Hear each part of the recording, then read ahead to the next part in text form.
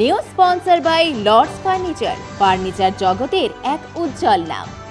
নিজেদের ঘরকে সুন্দর আসবাব দিয়ে সাজাতে আজই আসুন আমাদের প্রতিষ্ঠানে।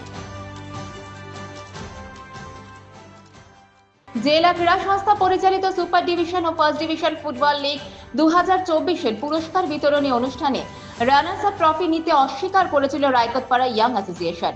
26শে ফেব্রুয়ারি জলপাইগুড়ি জেলা ক্রীড়া সংস্থার মিটিং হলে অনুষ্ঠিত পুরস্কার বিতরণীতে অনুপস্থিত ছিলেন তারা। তাদের দাবি ছিল যে সুপার ডিভিশন ফুটবল লিগে ডিএসএ চ্যাম্পিয়ন নির্ধারণ পদ্ধতিতে ভুল ছিল। রায়কোটপাড়া ইয়াং অ্যাসোসিয়েশনের দাবি ছিল তারাই চ্যাম্পিয়ন হয়েছে। এই নিয়ে তারা আদালতে মামলা করলেও অবশেষে জয়ী হয় ডিএসএ।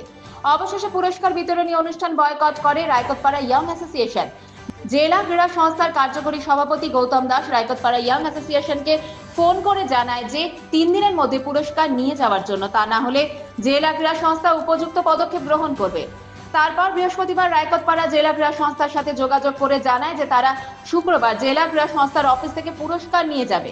সেই মতো এদিন ডিএসএ নেওয়ার সিদ্ধান্ত মেনে নিয়ে জেলা ক্রীড়া সংস্থা এসে পুরস্কার গ্রহণ করে ক্লাব কর্তৃপক্ষ এবং জেলা ক্রীড়া সংস্থার সাথে হওয়া ভুল বোঝাবুঝি মিটিয়ে নেন তারা।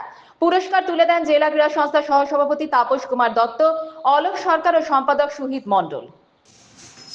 আমাদের প্রাইজ ডিস্ট্রিবিউশন সেরিমনি ছিল ফুটবলের 2024-এর 26 তারিখ।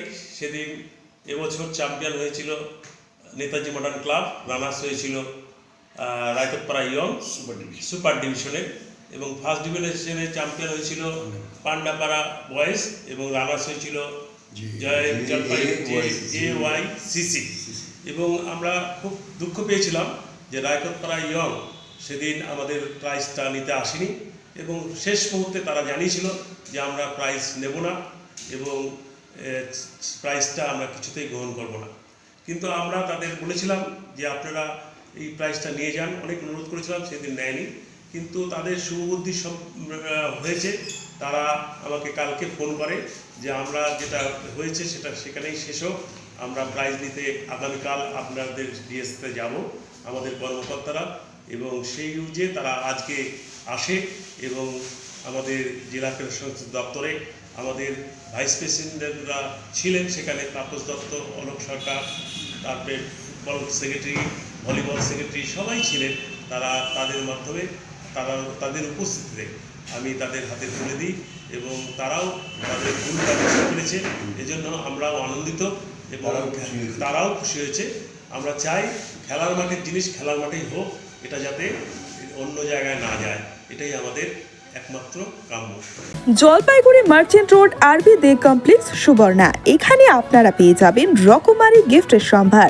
বার্থডে পার্টি হোক কিংবা অ্যানিভার্সারি, আপনার প্রিয়জনের জন্য সমস্ত রকমের গিফট পেয়ে যাবেন সুবর্ণাতে। 36 বছরের পুরনো প্রতিষ্ঠান জলপাইগুড়ি মার্চেন্ট রোড আরবি দে কমপ্লেক্স সুবর্ণা। আজই চলে আসুন সকলের প্রিয় প্রতিষ্ঠান জলপাইগুড়ি সুবর্ণা।